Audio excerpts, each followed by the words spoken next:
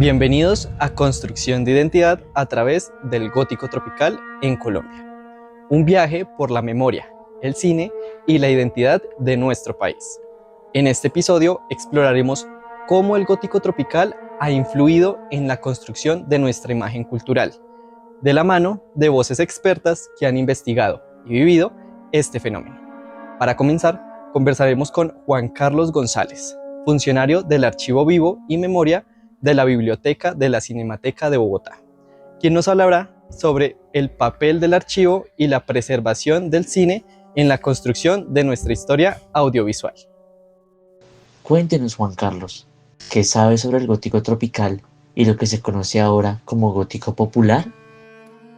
Bueno, pues contarles o comentarles que dentro de toda la información que tenemos en este lugar, que es la biblioteca especializada en cine de la Cinemateca, pues tenemos información que gira alrededor de todos estos géneros, corrientes cinematográficas, digamos, conceptos también del cine y el audiovisual. Dentro del cual el gótico tropical pues uno tiene referencia también y lo relaciona mucho con cineastas, por ejemplo, como Carlos Mayolo y Luis Espina, sí. En mi opinión el gótico lo consideraría como un género, sí, que ha tratado el cine colombiano, seguramente otras cinematografías, también tiene relación seguramente con la literatura. Pero sí es un concepto que uno escucha y digamos, ve o percibe que dentro del cine colombiano pues ha estado presente en la obra de esos cineastas que les menciono, Carlos Mayolo y Luis Espín. Teniendo en cuenta esto, ¿cuál es su perspectiva del cine terror colombiano? Pues justamente como en esa mención que les decía de estos cineastas, pues ya de renombre en nuestro país, como son Luis Ospina, Carlos Mayolo. Yo creo que hay otros cineastas de pronto no tan reconocidos y que han abordado la temática del terror. Seguramente ustedes han escuchado de Jairo Pinilla, Jorge Navas, que son nombres que se me vienen a la mente porque pues también su obra, muchas de las películas que ellos hacen también giran en torno a la temática o al género del terror, ¿no? Entonces, sé que hay películas recientes también que han empezado a abordar estos temas. Entonces creo que pues que todo tiene relación, ¿no? Y pues que es un género, pues que como bien lo sabemos, llama mucho la atención y que pues, también, digamos que dentro de todos esos conceptos que se manejan dentro de él, pues hay también referentes históricos de nuestro cine, ¿no? Del cine Colombia. Haciendo mención de la Cinemateca, ¿qué papel juega esta en la preservación y difusión del gótico tropical? Pues a ver, como te mencionaba ahora, y también vale la pena mencionar esto, de esos cineastas que les hablaba, Luis Espina, Carlos Mayolo, Jorge Navas, pues siempre se han hecho muchas actividades, retrospectivas, o se presentan las obras, se hacen proyecciones de las películas de ellos acá en la Cinemateca, se han venido haciendo. Pues comentarles que, por ejemplo, en el área de archivo vivo y memoria de la Cinemateca, fueron entregados los archivos tanto de Luis Ospina como de Carlos Mayolo, ¿sí? Esos archivos están conformados, pues, además de las colecciones bibliográficas o documentación o de revistas de cine que ellos tenían digamos, en sus colecciones, pues también hay otra serie de documentación audiovisual, de archivo, gráfica, carteles de cine, que eso en ese momento lo tiene la Cinemateca, lo ha venido, digamos, como gestionando para poder en acceso, conservar estos materiales, y también se está en el espacio expositivo de la Cinemateca, que es la galería. Hay una exposición actualmente dedicada a los grupos al grupo de Cali, y pues con base o en esos archivos que les menciono que tiene la Cinemateca, que fueron donados a la Cinemateca en los últimos años. Eso es importante ahí tenerlo en cuenta. En consideración a los directores que nombró, ¿Qué iniciativa ha desarrollado la Cinemateca para apoyar a cineastas emergentes en Colombia? La Cinemateca tiene mucho de su trabajo, pues gira en torno, como les mencionaba, a la apropiación del cine en Colombia. La misma biblioteca pues tiene una programación mensual de actividades que busca acercar a los públicos a digamos, esas temáticas tanto de Colombia como de otras partes del mundo. Hay, digamos, dentro de esa línea de trabajo o que explora o apropia la cinematografía y la audiovisual a estos públicos que nos visitan, pues también hay una línea digamos, de fomento o que todos los años saca una oferta de convocatorias en el marco del programa distrital de estímulos de artes, eh, que va, digamos, en esa línea esa modalidad del audiovisual, para fomentar la creación de cortometrajes de ficción, de documentales, también de otro tipo de líneas o material, hacer documentales con material de archivo, por ejemplo, o hacer obras con material de archivo. Es como una de las líneas de fomento que busca incentivar también a esos realizadores que llamas emergentes en nuestro cine, ¿no? Entonces, también la Cinemateca tiene una serie de, como les digo, de estrategias, de líneas de trabajo que muchas de ellas pues también buscan apoyar estos artistas, estos cineastas en Colombia, y pues que ustedes ya pueden indagar y consultar en la página de la Cinemateca de las diferentes estrategias que tienen la entidad, pues como para ese fomento, ese incentivo, ese fortalecimiento de las prácticas artísticas de los cineastas en Colombia. Nombró algo bastante interesante en cuanto a los diversos géneros del cine, pero hablando específicamente del género de terror. ¿Cómo cree que el cine de terror en Colombia refleja la identidad y las problemáticas sociales del país?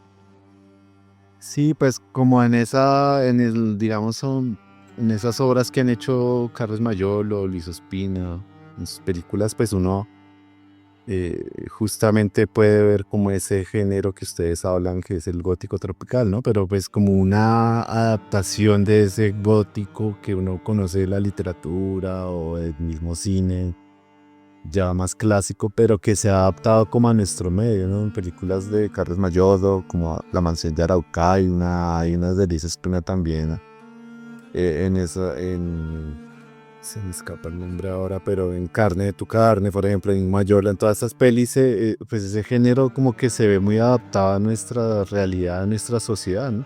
Latinoamericana, no solamente colombiana, sino latinoamericana. Entonces pienso que esa obra que hicieron ellos, como también que fueron pioneros en mucho sentido de todos estos géneros o esta evolución del género del terror que hemos visto, pues también se ha mantenido, ¿no? Y hay cineastas que pues han seguido como esa línea y seguramente habrá muchos más nombres, muchas más películas donde uno puede evidenciar esto, ¿no? Ya que mencionó Carne de tu carne de Carlos Mayolo, ¿qué películas colombianas considera que han explorado a profundidad el gótico tropical? Sí, pues yo los referentes que tengo, uno de los que te mencioné ahora, que es básicamente esas obras de, por ejemplo, La mansión de Araucaima, Carlos Mayolo, Carne de tu carne. Hay una de Luis Ospina, bueno, que es más hacia el como cine policíaco, pero creo que no hay en esas películas de ellos, por lo menos, pues sí ve muy presente como este género, ¿no? Esa corriente o este estilo denominado el gótico tropical, porque es como de los cineastas que pues influenciaron más y trabajaron más, o bueno, algunas de sus obras fue donde más se ve.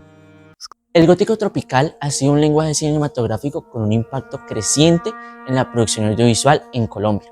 Para comprender cómo las nuevas generaciones de cineastas abordan este género, hablamos con Dayana Cuenca, egresada de la Universidad Nacional de Colombia y profesional de cine.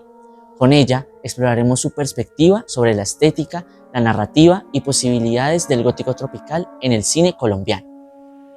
Dayana, cuéntenos, ¿qué sabes sobre el gótico tropical y lo que se conoce ahora como gótico popular?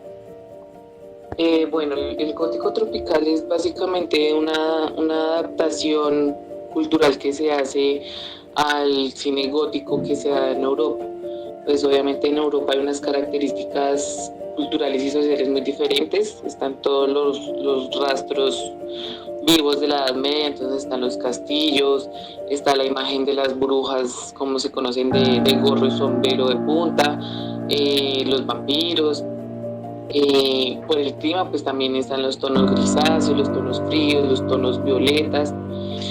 Y pues en Latinoamérica claramente no se puede hacer lo mismo porque el clima es diferente, porque la arquitectura es diferente, porque las creencias y las imágenes como de seres sobrenaturales son diferentes. Entonces es una adaptación a lo que hay acá, básicamente. Y entonces empieza a ver como ese cambio, por ejemplo, en la figura de los vampiros chupasangre. Entonces se ven figuras en películas como de un personaje que necesita alimentarse de la sangre de jóvenes, pero se alimenta a través de una transfusión de sangre. Entonces empieza a retratar también como la violencia que se da en Colombia en los años 80. Se empieza a retratar todo el paramilitarismo, el narcotráfico, también la pornomiseria, también se da mucho ahí. Entonces básicamente es una adaptación cultural para mí, pero muy bien lograda, principalmente por el parche de Cali en los 80s de Andrés Caicedo y Mayolo y toda esta gente.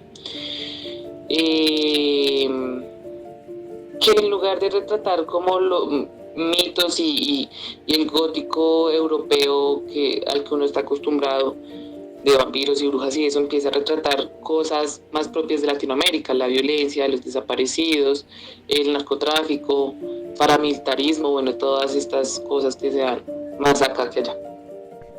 Teniendo en cuenta lo narrado, ¿cuál es su perspectiva del cine del terror en Colombia? Que es un segmento muy poco explorado, para mí, por dos razones.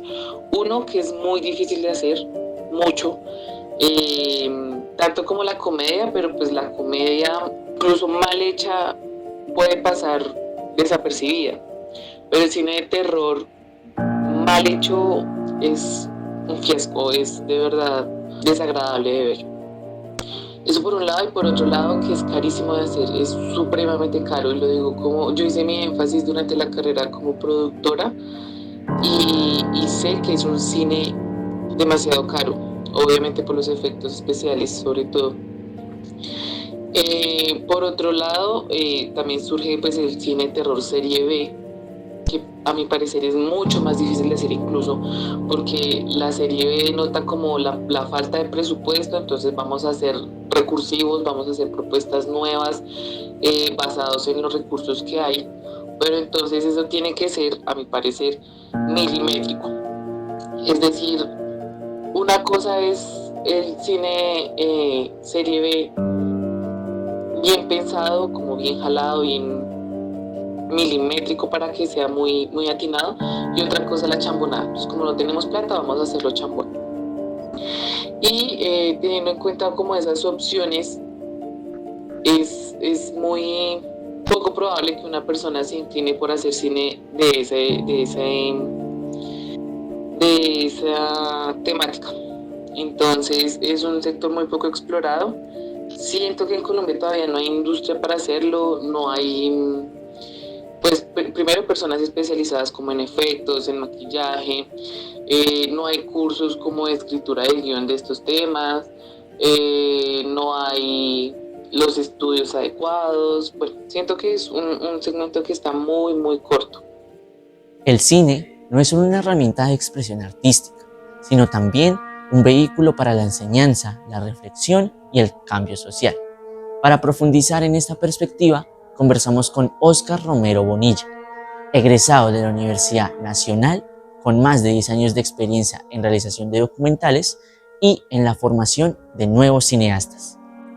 Con él exploraremos la evolución de su mirada sobre el cine, los desafíos de la producción audiovisual en Colombia y el papel del cine como motor de transformación cultural y social.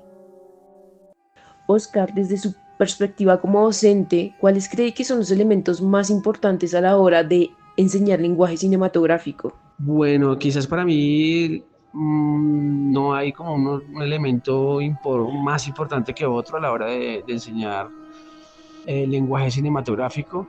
Como todo lenguaje se aprende también por imitación, entonces creo que lo más importante es poder dejar la curiosidad, incentivar a seguir consultando el audiovisual como un texto susceptible de ser analizado, de ser compartido, de ser reinterpretado incluso. El reto quizás más importante allí no es tanto aprender los elementos en sí, sino poderlos identificar en nuestro propio cine nacional, es decir, cómo ese lenguaje cinematográfico nos sirve, ¿cierto?, para poder expresar diferentes cosas en nuestro entorno más cercano, en la comunidad, en la ciudad, en el país, ¿no? Creo que el reto más importante al final en temas de producción cinematográfica y de poder apreciarla de una manera adecuada, de poder escudriñar esos elementos, diferentes elementos del lenguaje cinematográficos, es entender que son solo herramientas para la expresión, ¿no? Y que definitivamente es muy importante poder ver nuestro cine nacional, poder darle la importancia que se necesita, no solo por ser nacional y por ser nuestro, sino porque allí hay, digamos, una serie de claves para entender nuestro contexto cultural y social. Entonces, quizás de todos esos elementos, pues el elemento del guión, el elemento de la historia como tal, creo que sigue siendo el más importante para mí.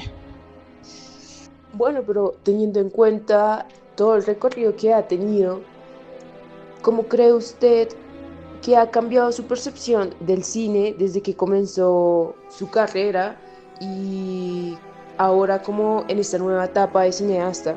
Uy, toda, yo creo que cada vez es más diferente lo que uno aprende en la escuela de cine a lo que realmente puede, o sea, a lo que realmente el cine te puede llevar a hacer, ¿no? En mi caso particular, además pues de ser yo normalmente dentro de mi productora, que es Kino Macondo, me he desempeñado como guionista, desarrollador, realizador y pues por supuesto como es una productora independiente pues también hago las veces de productor no ejecutivo pero sí productor para muchos de las gestor y productor para muchos de los proyectos.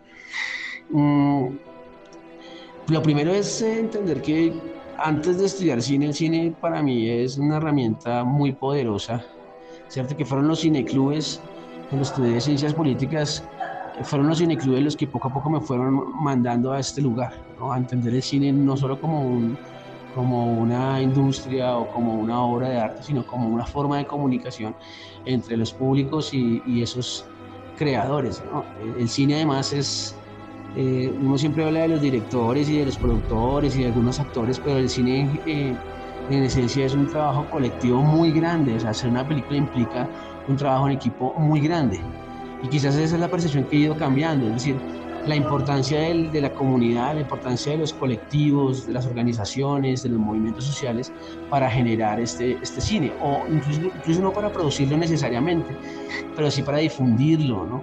El caso de los cineclubes, el caso de estas clases de lenguaje cinematográfico, apreciación cinematográfica, digamos, ese acercamiento del cine a las comunidades es muy interesante.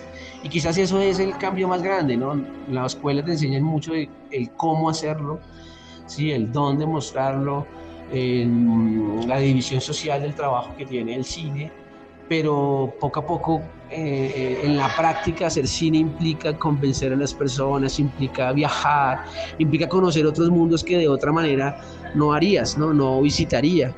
Personalmente el documental me ha llevado a lugares de Colombia, por ejemplo, que jamás hubiera conocido, como el Putumayo, el Chocó, la Guajira, y ciertos lugares de arte rupestre, por ejemplo en Cundinamarca, ¿cierto? Que si no estuviera haciendo un documental difícilmente hubiese podido llegar a esos lugares y también a conocer ciertas personas, ciertos personajes o ciertos líderes o ciertos movimientos que igualmente, que si no estuviera haciendo un proyecto de eso probablemente no me hubiera contactado de esa manera, ¿no? Entonces, creo que es importante establecer primero unas relaciones sociales, unas relaciones humanas, para luego así establecer unas relaciones propias de la cinematografía. Creo que a veces el error es ese, ¿no? Como querer imponer ciertas formas de organización social y de trabajo propias del cine a unas comunidades que tienen otras lógicas. Lo importante y lo interesante para mí y el cambio esencial entre la escuela y la práctica es poder encontrar en esas comunidades el insumo principal para la creación audiovisual y precisamente para comunicar algo de forma masiva. Bueno, pero ya en este punto hablando de lo que el cine nos puede llevar a hacer y hablando de la productora Kino Macondo, ¿cómo ha sido este proceso de crear la productora y comenzar a producir cortos y documentales? Bueno, el proceso para crear una productora y comenzar a producir cortos y documentales, bueno, eso es un poco quijotesco en Colombia, sobre todo cuando no te dedicas, por ejemplo, a la publicidad. Otra gente lo alterna, ¿no? Hay otras productoras como, no sé, Rayuela, o, ¿cierto? Que pueden perfectamente combinar la publicidad con el cine, tienen otro enfoque, pero en el caso de nosotros particular, Kino Macondo, digamos, nace primero como un grupo de gestión cultural alrededor de la formación audiovisual, de los talleres, ¿cierto? Desde la distribución de ciertos tipos de contenidos, del cineclubismo, de ese tipo de cosas, ¿cierto? Y luego poco a poco pues pasar a ser productora, pero con una visión muy, muy importante y es trabajar con comunidades más pequeñas, trabajar con ciertos temas que no son muy comunes o no son tan industriales, ¿no? Poco a poco también te das, digamos, con el tiempo y la medida que comienzas a participar en festivales, que comienzas a tener ciertos reconocimientos, por ejemplo, de festivales como Festival de Cine de Cartagena, la Muestra Internacional Documental de Bogotá, o Festival de Cine de Pasto, o el Festival de Cine de Popayán, que en el cual casi que estamos yendo a cada año de por medio, se comienzan a estrechar unas relaciones muy interesantes con otros realizadores regionales. Para nosotros es muy importante este tema de la coproducción regional.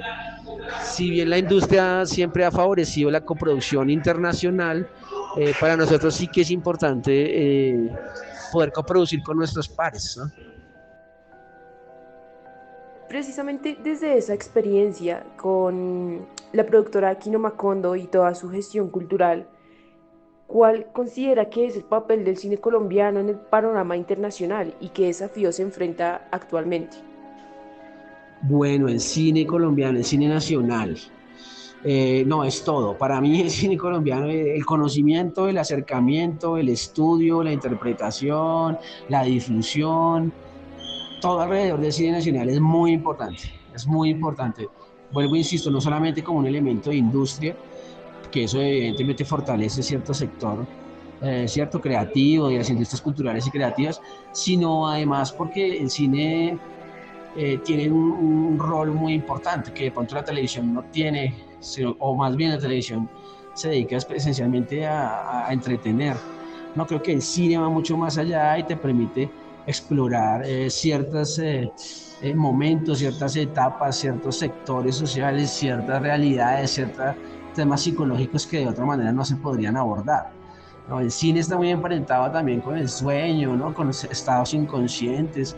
Entonces, en esa medida es muy importante que la gente entienda que esos estados y esos momentos son muy importantes para completar esa comprensión del entorno, ¿no? Es muy importante que las escuelas de comunicación, que las escuelas de sociología, de antropología, vean el cine como una herramienta pedagógica, como una herramienta de construcción social, de acercamiento, ¿cierto? Más allá, vuelvo e insisto, de producir el cine por el cine, o el cine comunitario, como se habla ahora, que también es importante, pero no es tan necesario como cualquier otro tipo de acercamiento. Entonces, el cine nacional, en última, lo que está mostrando es una serie de valores culturales o antivalores culturales también, una serie de focos sobre ciertas realidades que son muy importantes, ¿no? La percepción de cada autor, y vuelvo, insisto, al ser una obra colectiva, pues ha discernido mucho, ¿no? Los procesos del cine son largos en esencia y son ejercicios de tiempos diferentes, ¿no? De meditaciones muy especiales que no tiene de pronto otras formas de audiovisual como la televisión o como las series o como los videoclips, ¿no? Que quizás tienen un objetivo distinto, ¿no? El cine puede tomarse más tiempo, el cine puede ser mucho más consciente. Sí, no todo el cine, por supuesto, pero pero digamos que a un país en el que la industria está apenas fortaleciéndose, es muy importante y es determinante que se haga y que se hable de ciertos temas. Igualmente de los públicos, ¿no? También es muy importante que llegue la mayor cantidad de gente que se pueda, que los públicos sean quienes puedan realmente acceder. Porque contrario a la televisión, que es tan asequible, el cine a veces no lo es tanto. Entonces sí que es importante que el cine nacional se comience a comunicar de una vez por todas con esta sociedad pues, y llamar la atención sobre ciertos temas, poner en la mesa, ¿cierto? Ciertas situaciones que de otra manera no se podrían dar. Ya para ir cerrando todas las preguntas y teniendo en cuenta toda su trayectoria profesional y ahora siendo parte de Kinomacondo, que nace precisamente como un grupo de gestión cultural, ¿en qué medida el cine puede ser un motor de cambio social y cultural? ¿Y qué ejemplos concretos podría compartir de su experiencia? Bueno, es un poco lo que venía diciendo, ¿no? El cine en esencia busca un público, es decir, está hecho para el público masivo, entonces su misión y su responsabilidad social es toda, ¿no? Es toda. Si bien hay una serie de películas y de series que se han ido pues, por unos temas, unos lugares comunes, ¿no? El narcotráfico, la guerra, bueno, ya más o menos conocemos eso, o la comedia ramplona que se burla de todo, de nosotros mismos, de la idiosincrasia. Hay una gran cantidad de cine que no se ve y que habla de otras formas, ¿no? Y que aspira también, si bien no un cambio social, por lo menos hace referencia a ciertas situaciones de ese orden social y cultural que no son abordadas desde otros medios, ni desde los medios periodísticos, ni desde la televisión, ni desde las editoriales, ¿cierto? Ni de los temas escritos, ni de estos nuevos contenidos digitales, sino que el cine, digamos, tiene ese poder de entrar en ciertas comunidades que de otra manera no se podría hacer. El cine además, entre otras el cine nuestro, pues está en su mayor parte patrocinado por el Estado, es decir, es un cine que depende mucho de nuestro propio público, de nuestras propias historias, entonces en ese sentido tenemos cierta independencia para abordar los temas, ¿cierto? Y que también pueda llegar a las comunidades como de otra forma no se podría. Claro, luego ya entremos ya a distribución, que es bien complejo, porque las grandes distribuidoras normalmente están en los centros comerciales y eso pues también limita el acceso al cine, pero precisamente son como los comunicadores sociales, son los periodistas, son los sociólogos, los que pueden utilizar el cine como una herramienta distinta, no solamente desde las industrias culturales y creativas, sino también desde la academia, también desde la psicología. Digamos que es muy importante entender que el cine puede entrar en muchas ramas del conocimiento. Esto es una herramienta muy potente para tratar temas ambientales, para tratar temas socioeconómicos, incluso para tratar temas psicológicos, para tratar temas de género, para tratar miles de temas. Creo que allí es donde reside ese poder transformador del cine. ¿Sí? Y el cine además, pues además se puede ver como un texto, como un discurso, pero esencialmente opera en los sentimientos, ¿no? en la emoción. Entonces, una obra de arte que opere sobre los sentimientos, sobre la emoción, pues tiene todo un poder transformador real. Sensibiliza en efecto y puede llegar a tener un cambio muy contundente en las comunidades. El gótico tropical en Colombia es un espejo de nuestra identidad, una exploración de nuestras raíces, miedos y realidades a través del cine. A lo largo de este episodio hemos descubierto distintas miradas sobre su impacto y evolución, pero la historia no termina aquí. Los invitamos a seguir explorando con nosotros en los próximos capítulos, donde continuaremos desentrañando cómo el cine moldea nuestra identidad y nos permite narrarnos como país. No se lo pierdan.